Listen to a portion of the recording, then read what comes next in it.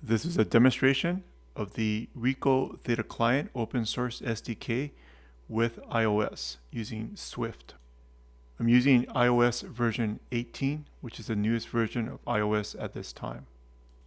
Using Xcode, I'm able to build with no problems. I did do a pod install. The live preview works with no problems. Take picture works with no problems.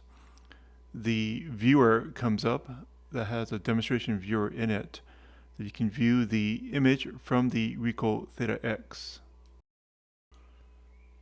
List files also works. You can see the images on the camera, pull it over, and view it within the demonstration viewer.